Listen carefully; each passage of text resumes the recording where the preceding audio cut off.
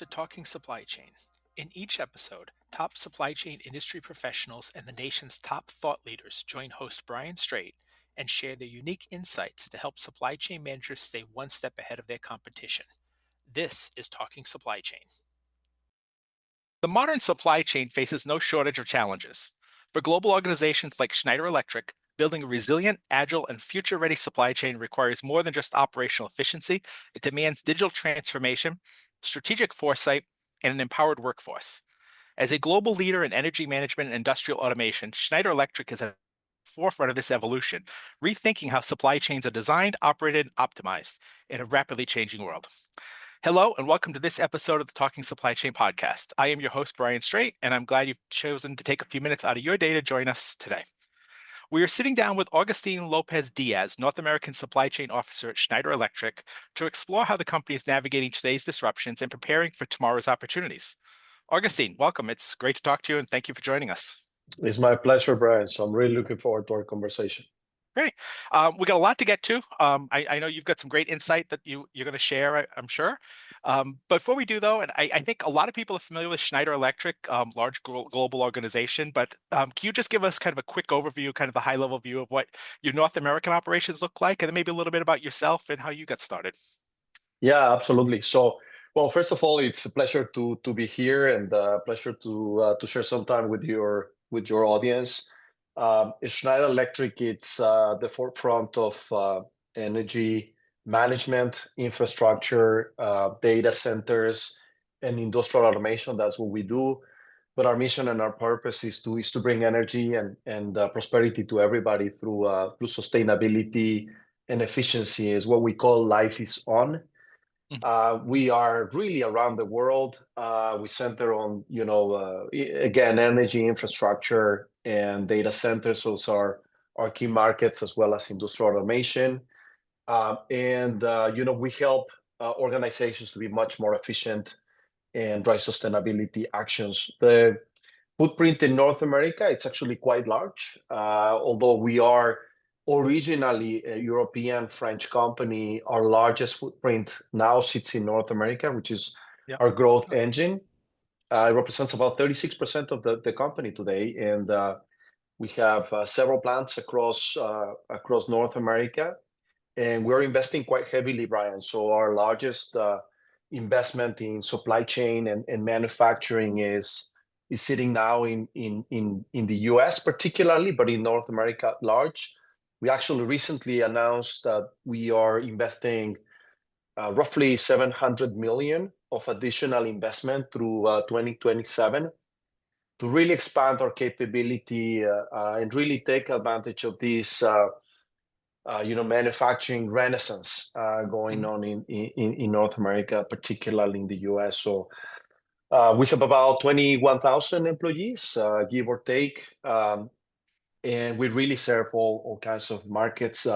Although the company is, as I mentioned, the group is originally French-based. We've been operating in North America, especially in the US, for over 130 years. And, we have great brands like that are super well known in the market, such as APC, Square D, and so on. So, super happy with our growth, and the company is, is incredibly excited about the development in the region. Yeah.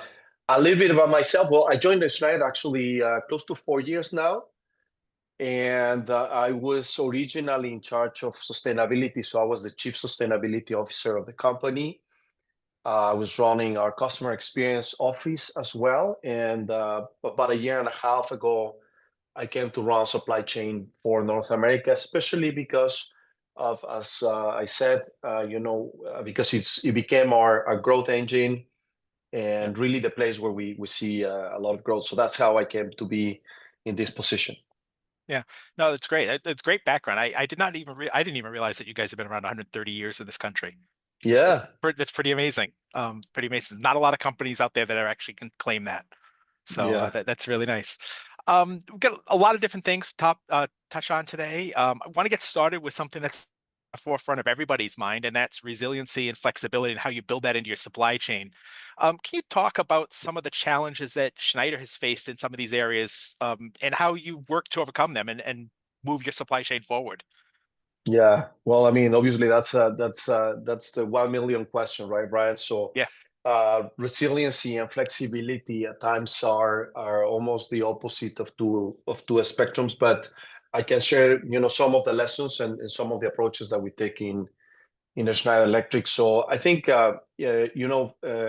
when we think about our supply chain, Brian, we definitely design our supply chain for the customer. So we see that the main goal of a supply chain is to deliver the best experience for our customers. Hmm. Our brands are, well known in the market as being strong, reliable, quality-centered brands, and that reputation is what we live and die for, right? So that's kind of where what we do first and foremost. And of course, we want to be super efficient and drive, the best cost structure for our customers. But our number one priority, undeniably, is to really center on the customer. So from that perspective, what we've done first and foremost is work on regionalizing our flows to the best of our ability. So we have, a dual approach where we create what we call Power of Two, which is, in a nutshell, a duplication of our manufacturing footprint. So for any given line that's important to our customers, that is important to our business, we normally set a duplicate line somewhere else in the world or within the region. We call that Power of Two, and we do that both for the products itself and in many cases with the plants, with the manufacturing parts as well. So both products and parts. And the way we do that efficiently is by, obviously balancing and leveraging the volumes that we have, balancing the majority of the flows to the lower cost footprint or element of the footprint, right? So that's how we build our resiliency. The way we deal with flexibility, which is of course the other end of the spectrum, is through automation, right?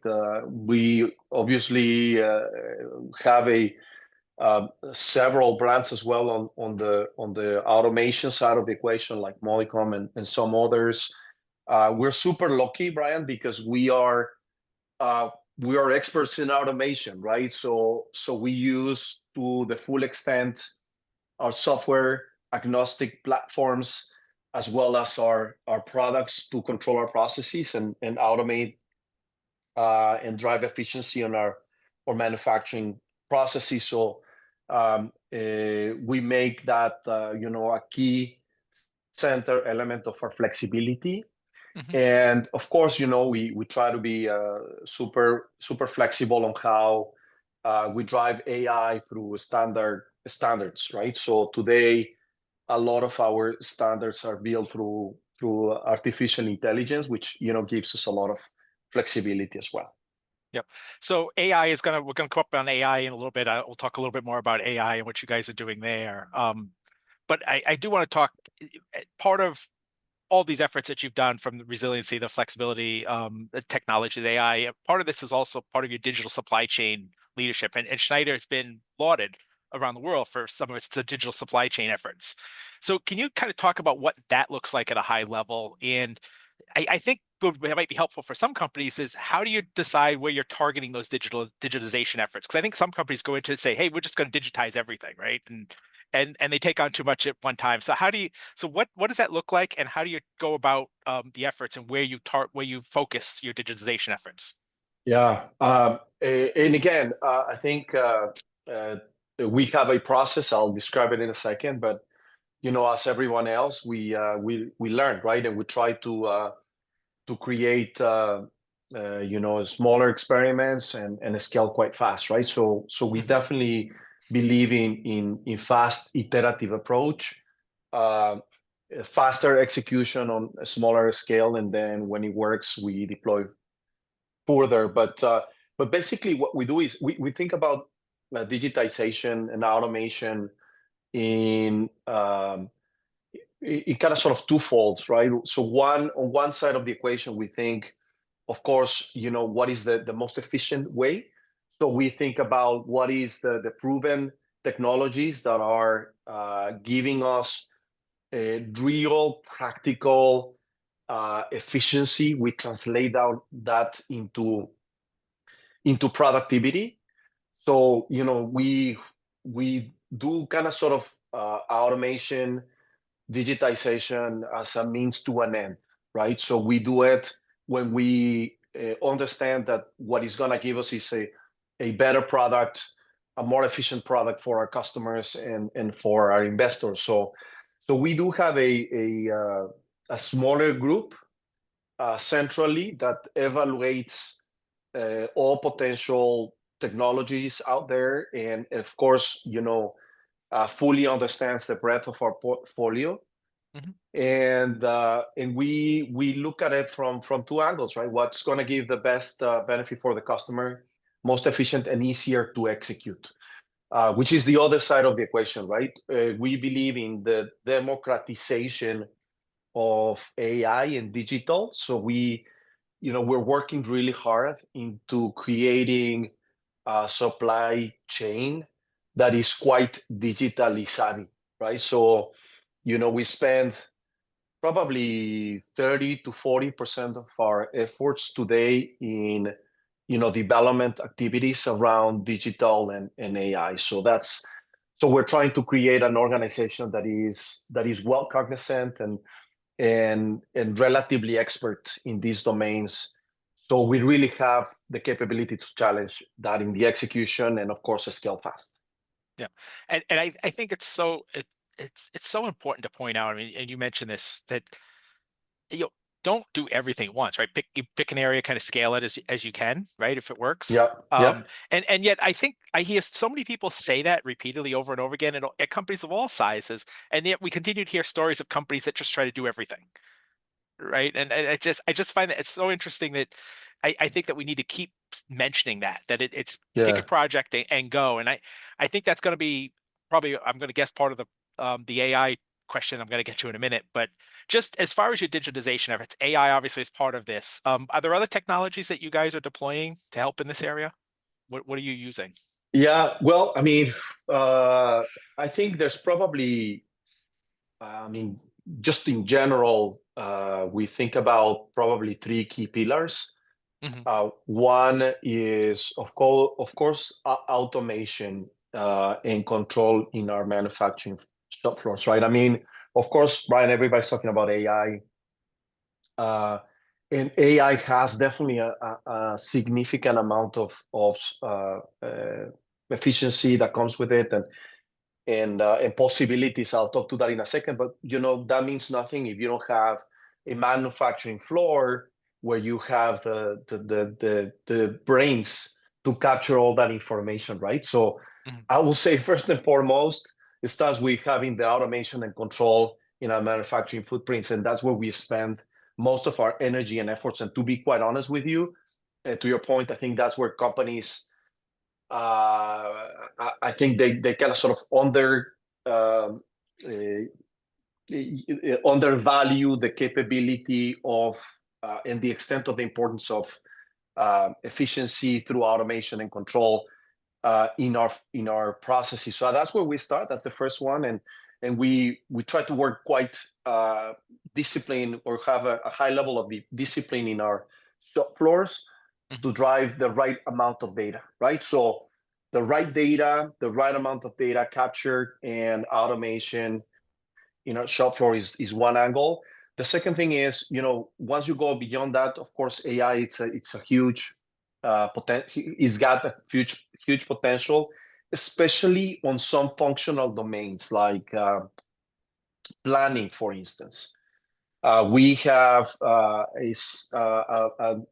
joint technology where we created what we call a control tower, which is a self-healing planning process where we integrate end-to-end demand forecasting to logistics flows, to manufacturing production plans, to upstream supplier parts planning process, right? So we are really, I think, making a significant amount of steps towards a largely automated PSYOP process, right? Where we see that self-healing demand becoming more and more a reality.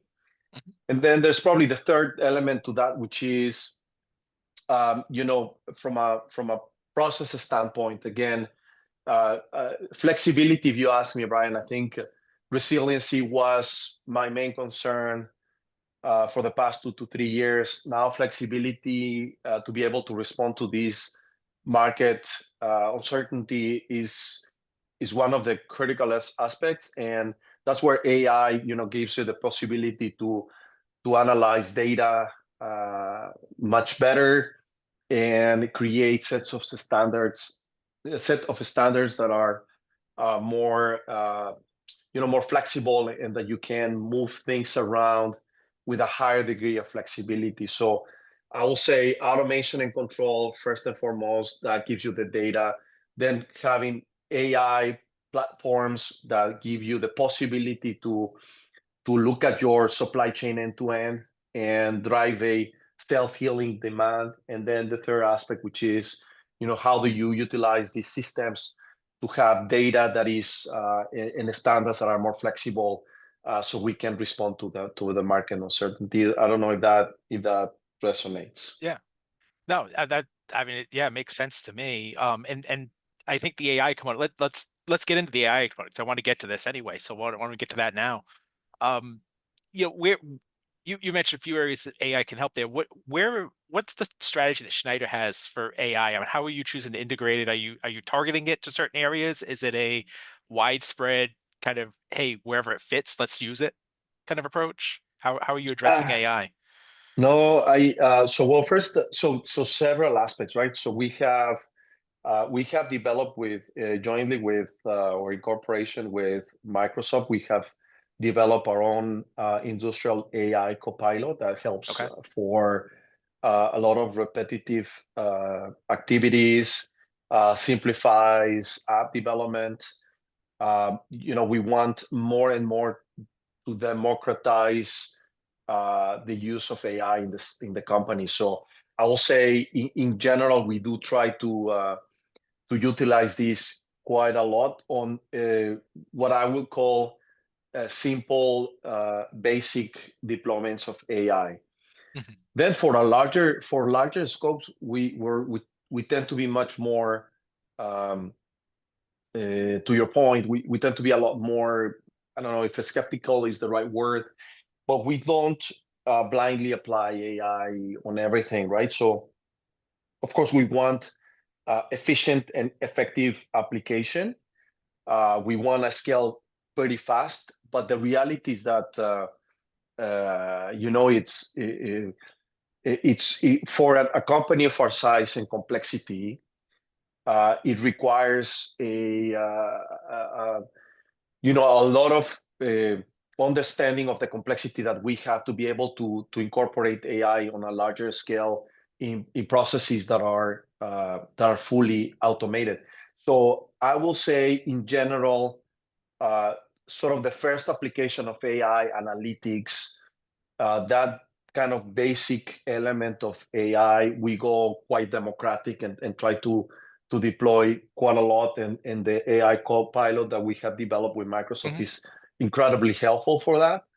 For more advanced application, we tend to be much more, analyzing a lot more what would be the right application. We believe strongly that in everything that's planning related, there's a clear benefit, and there is certainly quite evident we believe, I mean, that the good news for us, right? I mean, it's been really helpful that we are experts in automation and control because that we can, everything that's related to machine learning, for instance, we have been able to incorporate that, I will say relatively fast, much more advanced like Gen AI. We do tend to be a lot more, we pilot some places and we develop, for instance, regarding quality, which is, as I mentioned, one of our critical differentiators in the market. We do use, Gen AI to understand failure modes, Yeah. optimize, what's the best solution and so on, right? So Yeah. that's how we approach it.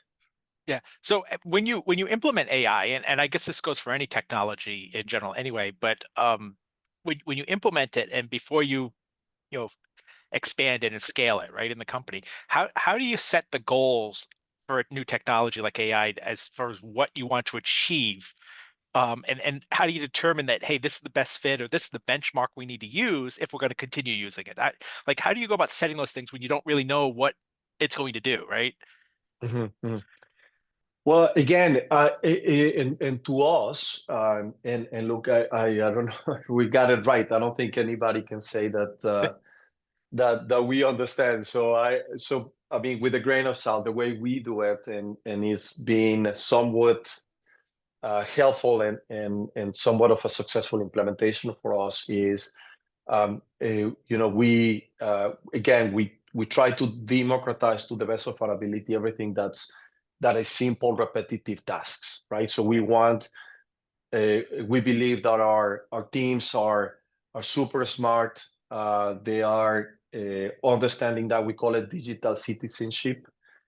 So that's one of our core beliefs as a company, right? That these generations are digitally savvy. So we do see this wider use of AI through our Copilot that is working incredibly well. Uh, and then, as I mentioned, right? I mean, if it's a much more complicated, um, we have a little bit of an advantage, right? Because we have a large organization, we have a global organization, and some things we pilot in North America, some other things we pilot in Asia or in Europe, and we learn from each other, right? Yeah. So we have inside of our global supply chain organization, we have a central team that looks at actions that have been implemented successfully around the world. We limit those pilots in a smaller scale. And once the pilot is being done, then we deploy these globally, right? I cannot think of another way, but we clearly have a responsibility to our shareholders. So we don't deploy something just for the sake of it. To us, AI is a means to an end, to be Yeah. clear. So we apply it, and we apply it fast and widely when we see that there's a clear benefit. Again, if it's a customer, we go pretty fast. If it's an efficiency, we put that in money terms, and we do it when we see a very clear payback. And the fastest payback is when you link, and again, sorry to keep it back, but in manufacturing and supply chain, it all comes down to what you can connect to the shop floor, right? Yeah. Or what you can connect to the flows. That's where we are starting off, and we've been very successful. And the fact that we have historical expertise on that definitely helps us. Yeah, I love we don't just put it in just for the sake of putting it in, right? I mean, Yeah. it reminds me of a survey. I've mentioned this before. About a year and a half ago, maybe 2 years ago, I saw a survey of procurement professionals that was done, and three-quarters of them in the survey, I think it was like 74% or 76%, something like that, had said that we don't want more technologies. We want you to tell us what to do with the technologies we have. That's right. Right? That's right. Like the Absolutely. companies were just so quick to bring new technology to the forefront, say, "Hey, we're a leading company. We've got this technology." That at least these procurement people that answered this survey were saying that we've got all this technology. We don't know what to do with it. Like it's not Yeah. helping us in any way at the moment. The company's just wasting money doing this. Yeah. So I always love the learning how companies are actually targeting this stuff and using it and measuring it, measuring that usefulness, right? As instead of just giving it to their employees, say, "Hey, here's technology. Go do something with it." Yeah. You know. Look, I mean, we gotta be very, just being super honest with the audience here, and I'm sure everybody would agree, right? I mean, of course, there's a lot of startups that will come and share, a lot of potential. Again, we just don't do it for the sake of it. We do have a small group that is scouting for new technologies. We Yep. try in a smaller scale, and when we have something that is meaningful, but it definitely has to have a clear, super clear impact to the customer and a very fast return. Otherwise, we don't do it. And Yep. the fastest is when it impacts my shop floor and it gives me efficiency there, and it makes our automation and control smarter and more efficient. Yep. I want to shift subjects a little bit, get off the technology to some extent here a little bit, although technology probably still part of this conversation as well. But and I want to shift to the workforce that you guys have, and you've mentioned the shop floor a number of times as well. I'm sure that you guys are not unlike other businesses today, right? And struggling maybe to attract new workers. I mean, most companies are having this issue these days. So Mhm. I wanted to ask you kind of a multi-part question here. One, are you seeing similar struggles as others, either competitors of yours or just business in general, in attracting and retaining talent? And then I guess the second part, which I think is probably the more important part of this, is that what are you guys doing to upskill your own workers, particularly around as you integrate new technologies to your business? So what's being done there to make sure that you retain that good, strong workforce? Mhm, mhm. So first, yeah, we struggled as everybody else. I think the challenge that we have in manufacturing. I mean, we're investing a lot in the U.S. and we're all investing a lot in the U.S. manufacturing. Mhm. And look, I mean, that always puts a lot of pressure, right? Because uh, uh, of course, professional uh, workforce, it's always difficult to attract and retain.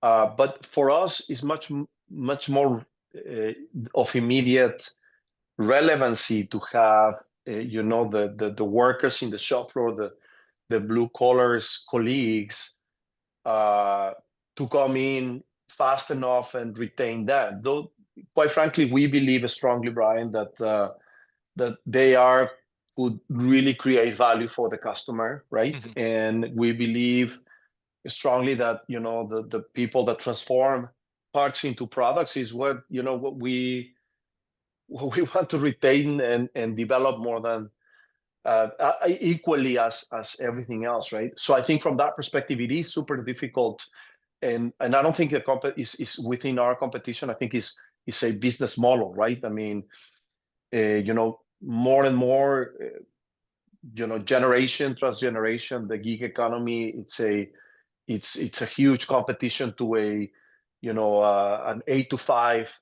kind of work in more of an industrial environment where you have to create some repetitive tasks and so on. So what we're doing is we're automating as best to the best of our ability.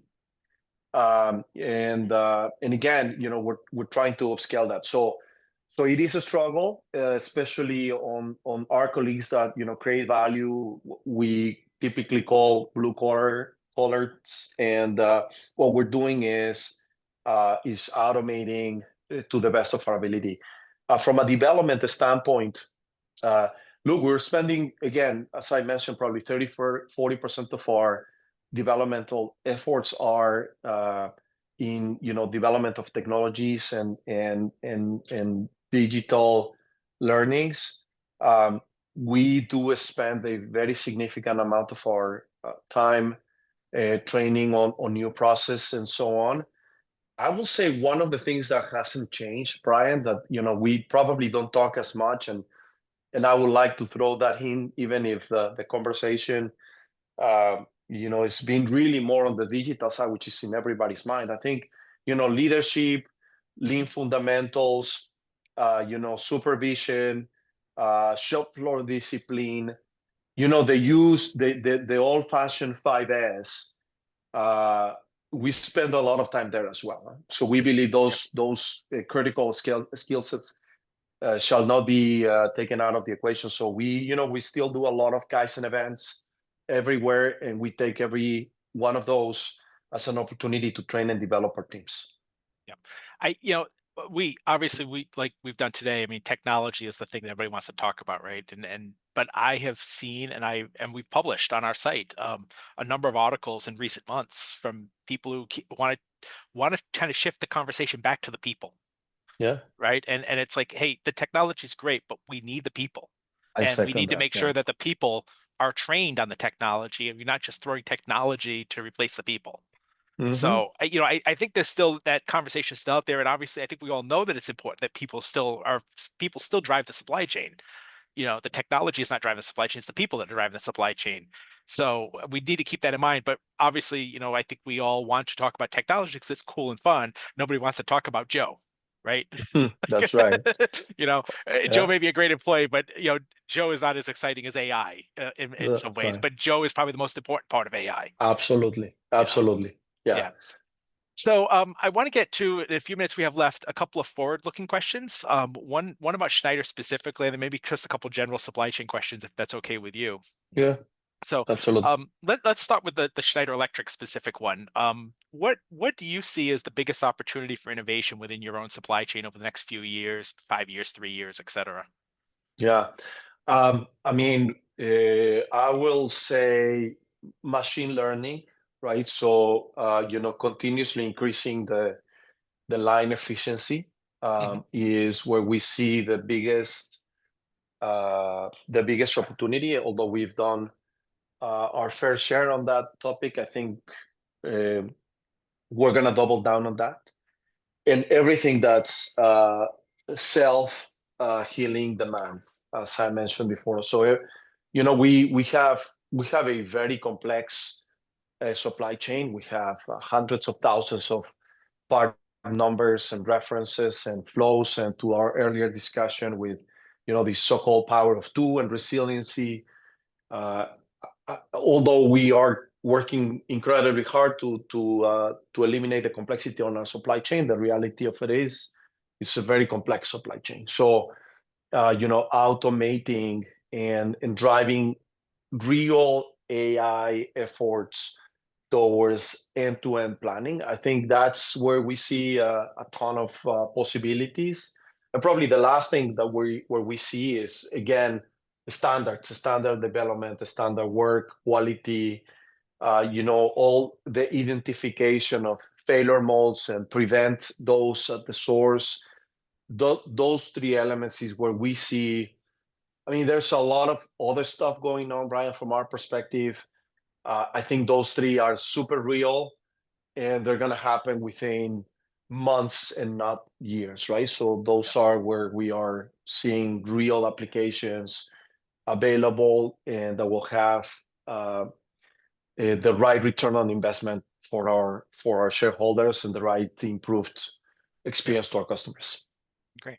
Um, I, I want to ask about just a quick question back on AI, future looking forward, right, on AI. So I was speaking with a technologist recently, and he told me, for those of us old enough to remember the microprocessor, that he believes that AI is going to be as disruptive to industry as the microprocessor was back in the Mm-hmm. day.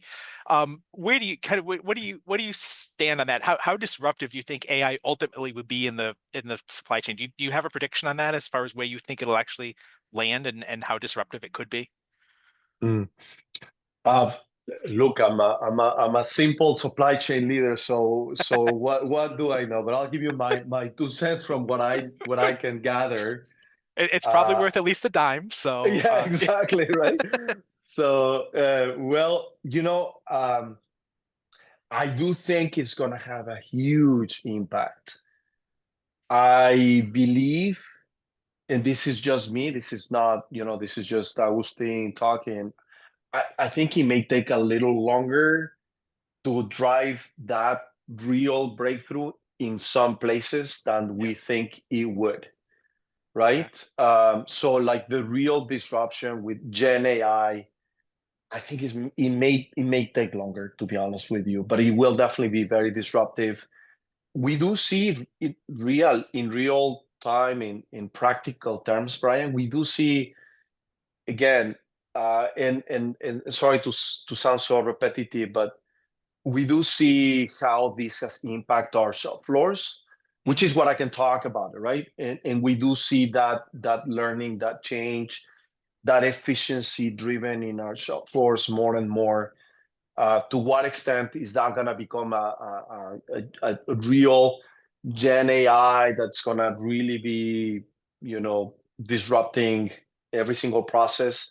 I think the jury's still out, but it definitely has the potential. Yep. Yep. And then the final question I want to get in quickly here. Uh, at the very beginning, I asked you about some challenges that you guys were doing, what you're doing to overcome them. I want to take that to a broader question and just the supply chain in general, and just ask you, what do you see over the next few years as the biggest challenges to supply chains? For me, it's flexibility, to be honest with you. Yeah. And that's what I learned in the past 12 months. I mean, your capability to adapt to an ever-changing world with, geopolitics and disruptions and wars. And I mean, so it is a reality that supply chain is just becoming more and more complicated, right? I mean, we can regionalize, but then cost is not super efficient. We can Mhm. globalize, but then you are super exposed. Uh, so really trying to find the right balance is going to be about flexibility, in my opinion. Yeah. So that's what we're working from a risk mitigation standpoint. The most flexible supply chains, I think, are the ones that are going to win in the foreseeable future. And again, automation, flexibility is key. Yeah. And I imagine that that would tie to, for especially for smaller companies, that that builds relationships and partnerships become really important in that, right? Absolutely, for absolutely. for the Yeah. smaller businesses. So, thank you, Augustin. Great conversation. We're out of time though. I wish we could Yeah. talk longer because there's so many great questions I would have on some of these topics to dive deep into them. And many of them are podcasts all on their own, obviously. But I know that running a global supply chain in 2025 is really complex, and we just kind of touched kind of the surface of what it takes to run one as expansive as Schneider Electric's. So I want to thank you for sharing a few minutes and some of your expertise and thoughts and some of that with us today. So greatly. Thank you. No, it's been a pleasure. So thank you so much, Brian. Looking forward to meeting again one day. Yeah, great. Before we go, I do want to thank each of you that took time out of your day to listen to us. And if you're interested for more high-level type conversations like this, please consider attending our supply chain conference, the Next Gen Supply Chain Conference, which is taking place October 22nd to the 24th this year at the W Hotel in Nashville. You can find out more about the conference and to register if you're interested at the nextgensupplychainconference.com. So I hope to see many of you there. New episodes of Talking Supply Chain come out on Thursdays. You can find them on SCMR or wherever you get your podcasts. So be sure to subscribe so you never miss an episode. Until next time, this is Brian Straight, and you've been listening to Talking Supply Chain. Talking Supply Chain is produced by Supply Chain Management Review and Peerless Media. You can find it on scmr.com, supplychain247.com, iTunes, Google Podcasts, or wherever you find your podcasts. For more information on this topic or to sign up for our weekly newsletter, a print or a digital subscription to our publication, visit scmr.com. We hope you will join us for our next episode. For Supply Chain Management Review, I'm Brian Straight, and thank you for listening.